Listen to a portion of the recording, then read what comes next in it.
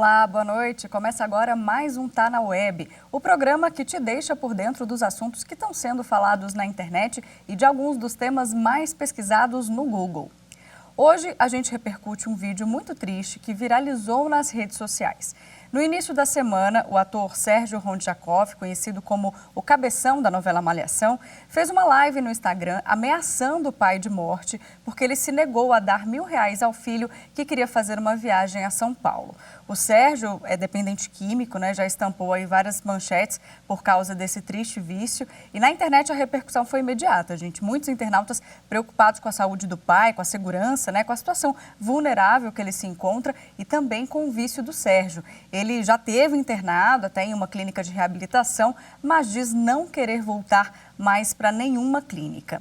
Vários comentários dos internautas questionavam, mencionavam a questão da internação compulsória ou involuntária para esse caso. Nessa semana nós tivemos a notícia, inclusive, que desde abril a Prefeitura de São Paulo internou involuntariamente mais de 20 dependentes químicos que estavam na Cracolândia. Bom, e para falar sobre esse assunto e explicar melhor quais as possibilidades e opções que os familiares de dependentes químicos têm em situações como essa, eu chamo aqui no telão Felipe Batistella, que é o psiquiatra que vai conversar com a gente, e também o advogado Camilo Loureiro. Boa noite, Felipe. Boa noite, Camilo. Sejam muito bem-vindos aqui. Bom, a nossa dúvida principal, a dúvida que muita gente, inclusive, pesquisou no Google e comentou também nas redes sociais, é a diferença entre a questão da internação involuntária com a internação compulsória. Então, eu quero começar tirando essa dúvida com o advogado que está participando aqui hoje, para a gente já começar esclarecendo isso. Por favor, doutor. Boa noite, Mariana. Boa noite a todos os telespectadores. É uma situação bem complicada essa do Sérgio, vivida por ele aí. É um problema vivido por inúmeras famílias, não só no Brasil, mas no mundo inteiro. Muitas pessoas que vivem, infelizmente, essa situação. A questão da internação compulsória, ela é determinada só em medidas extremas. São situações em que deve acontecer somente em casos extremos. Primeiro tem que se tentar todas as outras formas e quando não se chega a nenhum consenso, e aí sim faz-se uma internação compulsória. A internação compulsória ela vai de encontro a direitos fundamentais, como a dignidade da pessoa humana e a liberdade. Então, em virtude disso, entendimento da Constituição Federal e da legislação é que tem que ser respeitado um procedimento para que seja feita essa interdição, essa internação. E esse procedimento tem que ser determinado por um juiz de direito, autorizado por um juiz de direito, e tem que ter um laudo de um especialista, comprovando que aquela pessoa ela é incapaz, pelo menos provisoriamente. Se faz necessário, aí sim, ter uma internação para que ele se recupere, para que haja desintoxicação, que em média leva em torno aí de 90 dias. Então, essa internação compulsória é feita dessa forma. A internação involuntária que está acontecendo, ela está sendo utilizada sem autorização, a solicitação da família ou do Ministério Público e sem a determinação de um juiz. E isso é uma coisa extremamente complicada que, ao meu ver, fere o direito fundamental do adicto, que é exatamente essa direito à liberdade e à dignidade da pessoa humana. Doutor, essa ação da Prefeitura, inclusive, também foi muito falada nas redes sociais, principalmente porque isso já vem acontecendo desde abril, e muitas pessoas são a favor e outras contra, Daqui a pouco até vou chamar uma enquete aqui que a gente fez no Twitter da TV Justiça sobre isso. Mas, doutor Felipe, pelo ponto de vista da psiquiatria, como é que funciona isso para a cabeça desse dependente químico, Qual que é a possibilidade, a melhor possibilidade, já que há muitas vezes essa internação voluntária, ou seja, quando o dependente químico quer se internar, é bem raro de se ver, Olá a todos, é um prazer estar aqui com vocês para falar desse assunto que é tão importante, é muito importante mesmo. Infelizmente tem sido cada vez mais comum isso na prática clínica, nos consultórios de psiquiatria. Realmente é muito melhor quando a pessoa ela tem a iniciativa de se tratar e percebe que caiu na armadilha da droga, da drogadição, Ela assume que aquilo é um problema de fato e a mente dela está tão descontrolada a ponto de ela não ter mais, de não conseguir colocar mais limite nesse impulso. Então, é um nível de impulsividade muito grande. A abstinência de algumas drogas deixa a pessoa com um controle muito prejudicado. Então é muito bom quando a pessoa fala, doutor, eu estou aqui, por favor, me ajuda, já tentei parar por conta, não consigo, é muito mais forte que eu, parece que o que eu usei desestabilizou minha mente, e quando eu tô sob o efeito da substância, é ruim, mas sem ainda é pior, me ajuda. Muito melhor quando isso acontece. Isso é exceção. Bom, isso a gente vai ver muitas vezes em pessoas que perderam a família, que a esposa largou, o marido largou, os filhos não estão aí, e essa pessoa às vezes tem um impulso muito grande de recuperar isso que ela perdeu, e ela vai atrás de uma ajuda especializada. É o que eu vejo de mais comum nos internamentos voluntários, tá?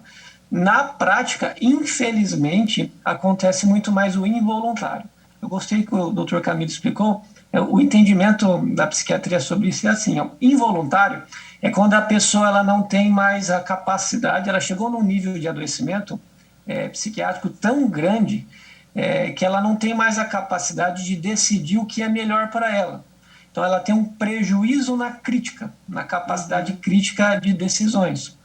Ela chega num nível, muitas vezes, de ter alucinações, de ver e ouvir coisas que só ela vê, por uma falha ali no processamento cerebral, de ter um problema no conteúdo do pensamento, uma alteração de um delírio, uma paranoia, uma grandiosidade, que ele não é o mesmo ser humano apto para exercer os seus direitos, que a Constituição garante a ele, que ele não tem essa crítica, ele perdeu a capacidade, ele não governa o próprio corpo, e sim é refém de um desbalanço bioquímico cerebral.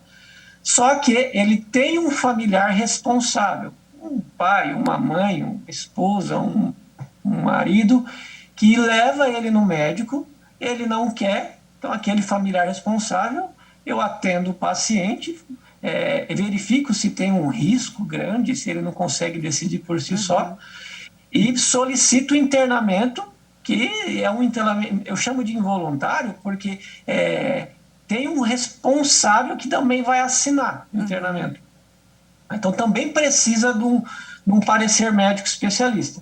Às vezes, acontece da pessoa não ter esse responsável. Então, assim, a família abandonou, é um indigente e está deturbando a ordem pública, tem um risco de autoagressividade, de suicídio, ou de heteroagressividade, de bater em outras pessoas, ou de atentado à ordem pública, e não tem ninguém por ele, aí a autoridade notifica a gente, aí eu vou lá avaliar, e assim como o Camilo explicou, vem uma intimação do juiz, do promotor, que seja, avalia ele. Porque por mais que é nítido que a pessoa não está bem, nunca eu vi uma autoridade internar alguém compulsoriamente, quando não existe um familiar para assinar aquilo. Eu nunca vi um juiz internar sem ter um parecer de um profissional. Então, em ambas situações, precisa de um parecer do profissional, do psiquiatra de preferência, só que em uma circunstância a gente tem um familiar que vai assinar por isso, e é muito mais rápido. Entendido. Na outra circunstância não tem, que é o juiz que faz o papel dessa tutela aí, por essa pessoa que não se controla mais. Tá certo, doutora, adorei os exemplos. Vamos dar uma olhada então, gente? A gente fez uma enquete lá no Twitter sobre o tema, né? Perguntando se o internauta era contra ou a favor dessa internação involuntária de dependentes químicos. E aí tá o resultado, 75% do nosso público é a favor e 25% é contra. Bom, a gente estava falando aqui sobre essa questão, né, de sempre ter que ter um parecer médico, tem que ter um pedido de um familiar. Doutor Camilo, me corrija se eu estiver errada, mas a ordem seria dessa internação involuntária, um familiar, um amigo, ir até um CAPS, né, algum centro, e pedir essa ajuda. E a partir daí, tudo se desenrola. É assim que funciona ou não? Quando alguém quer uma internação involuntária para um parente, por exemplo. Exatamente assim que funciona. Exatamente assim, Mário. Também pode acontecer de outras formas, como, por exemplo, ser direto com o Ministério Público. Quando não tem esse parente, quando não tem ninguém por ele, o Ministério Público ou a autoridade policial solicita esse tipo de exame para verificar. Porque, na realidade, o que está se tentando ali é proteger a vida do próprio adicto ali, né, e da sociedade também. óbvio, mas principalmente a dele, a vida dele. Então, uma internação compulsória, ela é uma medida extrema, realmente extrema. Ela só pode ser adotada quando tem um laudo, quando o juiz autoriza, tem que ter um juiz, um procedimento que deve ser adotado, para se ter uma segurança jurídica, porque você está ferindo aí a liberdade daquela pessoa. Por mais que ela esteja incapaz, por mais que ela esteja sem nexo nenhum, só vivendo praticamente no mundo da lua, né, como a gente fala por aí, precisa de ter essa determinação judicial.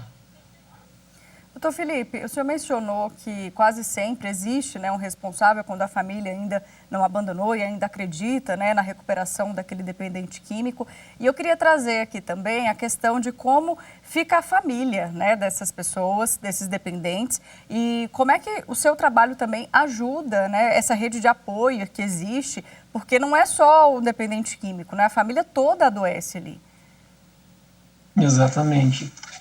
Tem que dar o suporte para a família. E é bem frequente um dos familiares ou vários familiares adoecerem no processo, porque é um nível de estresse muito grande estar com alguém que está em descontrole por causa de uma substância química que usa. Só que é tão importante quanto dar esse suporte emocional para o familiar, que é um sentimento de culpa muito grande, viu, gente? Às vezes eu percebo assim, aquele pai, aquela mãe mandou internar o filho, não ama o filho. Não é assim, não. Para chegar nesse nível, a mãe e o pai chegam com uma dor enorme, assim, doutor, a gente tentou de tudo, mas não está. Será que eu interno mesmo? Será que não? E tal. E a pessoa mesmo percebeu que o risco do filho é tão grande de morrer nas ruas, seja por envolvimento no crime, ou às vezes pela própria substância, uma overdose, que às vezes ela tem uma noção, né, um bom senso, não técnico, mas é um bom senso, tipo, doutor, eu prefiro internar do que enterrar meu filho, porque está chegando perto disso acontecer. Então tem que dar um suporte para o familiar. Mas algo muito importante que às vezes passa batido é que não é tratado o codependente, que quase sempre, quando existe um dependente químico, existe um codependente, que é um familiar.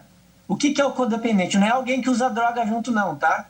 É alguém que dá suporte. É como se cuidasse demais daquele dependente. Vou dar um exemplo mais simples. Por exemplo, eu vou usar o exemplo de uma mãe, que é bem comum, mães codependentes. Ai, coitado, mas é meu filho, né? Amor de mãe. O que eu vou fazer? Vou jogar ele no lixo? Tal, mãe, dá R$50, tal. Eu não vou deixar ele passar fome. Então é alguém que usa o amor de uma forma como se subsidiasse a perpetuação do vício. Sim. Tem até uma técnica chamada de amor exigente. Tudo bem, você é familiar, você tem que amar seu filho ali. Só que existem algumas limitações que a gente tem que colocar no processo. Então, treinar essa família enquanto a pessoa está internada para desintoxicar, é muito importante treinar para a gente achar o codependente e ensinar que quando ele voltar, não tem mais espaço para ele ser ovelha negra, porque muitas vezes nessa família, a única coisa que essa pessoa que dá trabalho sabe fazer é dar trabalho. E de repente eu estou desintoxicado, eu vou ter que fazer o quê? Ela não está acostumada a arcar com responsabilidades, ela está acostumada a ser o alvo de todo mundo. Se a gente não trata direito o codependente, que é por psicoterapia, e faz com que ele não perpetue o ciclo que vai favorecer a recaída do dependente, aí a gente está falando de uma história de vários internamentos involuntários, alguns compulsórios, porque o segredo não está na droga, não está nem na pessoa que usa, e sim naquele que, achando que está cuidando, acaba meio que pseudo-autorizando o uso e a repetição do uso. Sem a intenção, com certeza, né? É bem complicado mesmo. Doutor Camilo, em relação a produtos gratuitos, né? Perdão, programas gratuitos do governo, né? A gente sabe que muita gente não tem condição de bancar uma clínica, é muito caro, né? Clínica de reabilitação não é para qualquer família. Quando a família não dispõe, então, de recurso financeiro, como é que faz? Procura quem?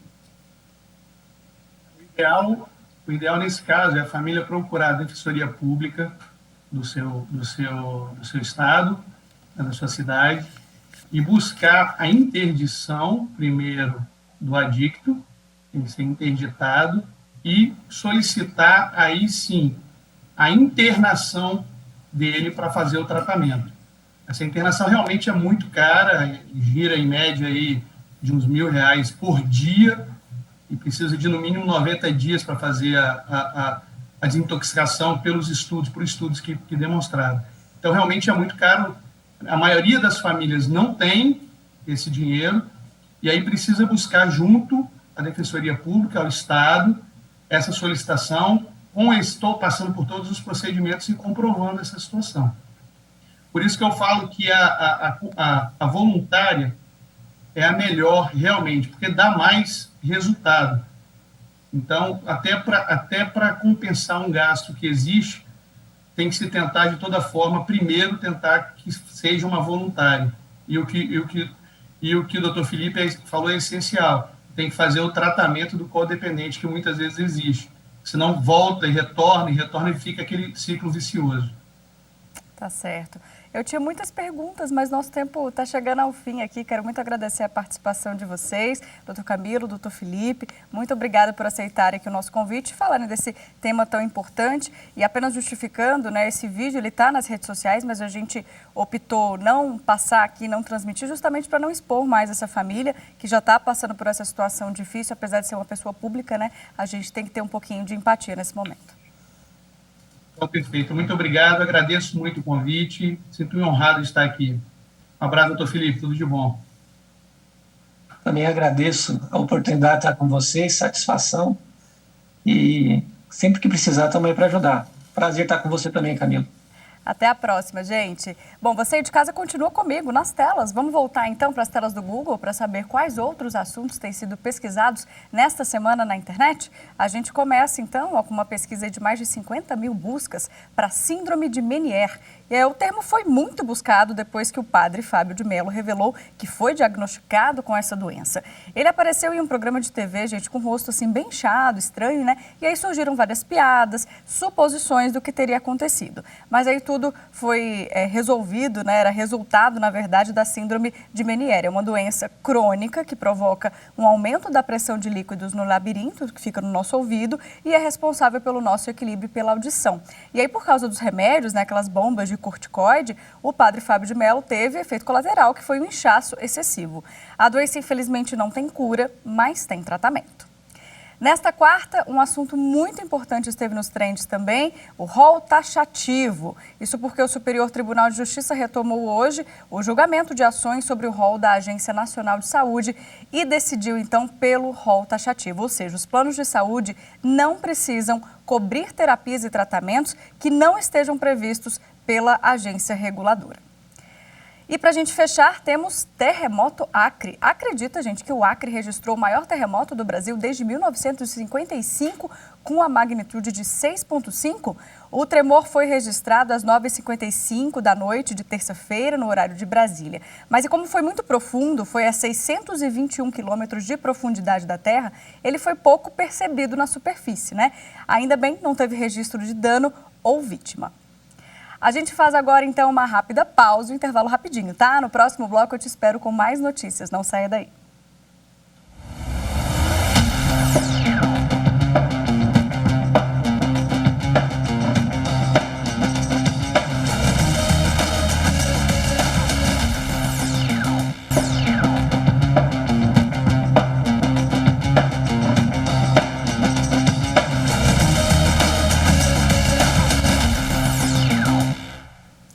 Estamos de volta. Agora vamos então para o nosso segundo bloco falando sobre as fake news da semana. A gente começa com o nosso Instagram. Lá no nosso perfil, gente, tem uma editoria semanal, é a hashtag #EraFake, que sempre esclarece uma fake news que está rondando aí as redes sociais. A de hoje a gente esclarece um boato que circulou na internet, alegando que a CNH, né, a nossa carteira de motorista, só pode ser renovada durante o prazo máximo de 30 dias depois do vencimento, ou então ela é cancelada. A verdade é que não existe previsão nenhuma disso no Código de Trânsito Brasileiro, e o que acontece é o seguinte: se o motorista dirigir com a carteira vencida, está sujeito a multa, ou seja, a sua carteira não é cancelada depois dos 30 dias da data do vencimento.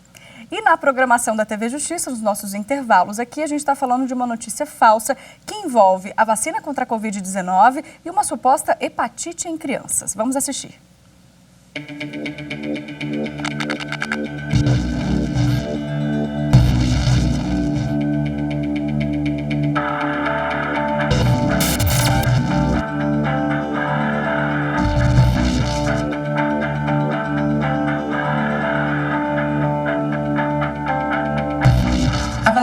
contra a Covid-19 não causa hepatite. Essa é uma notícia falsa. O que nós temos observado é que desde janeiro, em alguns países, está acontecendo um surto de hepatite, mas não causada pelos vírus que geralmente a gente conhece, como A, B, o C, I, D e E. É um tipo de hepatite produzida aparentemente pelo adenovírus e em crianças que foram previamente infectadas por Covid-19. Então, na verdade, a vacina ela te protege contra a infecção e ela não vai causar nenhum dano ao seu fígado. Até o momento não tem relato na literatura de que a vacina tenha como efeito colateral a produção de hepatite. Então, ao contrário, a vacina te protege. É isso mesmo. E sobre esse assunto agora eu chamo no telão o Francisco Job Neto, que é pediatra e também é infectologista, para falar um pouquinho sobre essa fake news e sobre a segurança das vacinas, né? Boa noite, doutor, tudo bem? Boa noite, muito obrigado pelo convite. Um prazer. Bom, então essa hepatite aí que falaram que surgiu, né, depois das vacinas, isso é mentira. A gente acabou de ouvir aqui uma explicação, queria também que o senhor falasse um pouquinho sobre isso, porque ainda tem alguns pais que têm esse receio e essas fake news acabam amedrontando mesmo, né, alguns pais que ainda nem vacinaram os filhos. Exatamente. No Brasil, especificamente, nós temos uma cobertura muito baixa de vacinação contra a Covid. Isso é uma coisa que é prejudicial, especialmente prejudicial para o controle da epidemia. Nós vamos necessitar de uma cobertura muito maior da vacinação para a população em geral, para conseguir níveis menores de internação e de internação em UTI daquelas pessoas que são mais suscetíveis. As crianças são muito menos suscetíveis, apesar de que existem crianças que morrem por conta de Covid também, mas elas são muito menos suscetíveis que os adultos. Se nós não vacinarmos as crianças, a gente não vai conseguir controlar a epidemia para todo o mundo, né? Com relação à hepatite, ela não tem nada a ver com a vacina. A vacina protege, inclusive, contra o desenvolvimento de doenças infecciosas mais graves. A infecção pelo coronavírus, ela diminui muito a imunidade e ela também modifica a imunidade das crianças. E isso é uma coisa que produz uma coisa que nós chamamos de doença inflamatória multissistêmica, que mata, tá certo? E também pode causar infecções graves, como no caso dessa hepatite. É interessante dizer também que depois foi apurado que todas essas crianças que estavam com essa suposta hepatite misteriosa nem tinham tomado a vacina. Então, foi um boato plantado mesmo, né, para que esses pais tenham medo de se vacinar. Doutor, eu queria falar um pouquinho aqui sobre a questão atual da Covid-19 no nosso país. Aqui no Distrito Federal, onde, né, Brasília, onde fica a sede da TV Justiça, a gente está tendo uma alta de casos, muita gente contaminada, mas graças a Deus, nível de mortes, né, zero, né? A gente não está tendo morte por Covid mais, mas a gente está tendo esse aumento da contaminação. Inclusive hoje, aqui no STF, todo mundo, né, está usando máscara, é obrigatório novamente o uso de máscara, apenas eu que estou sem, todos os meus colegas estão usando, e a gente vê que esse é um movimento. São Paulo também recomendou o uso.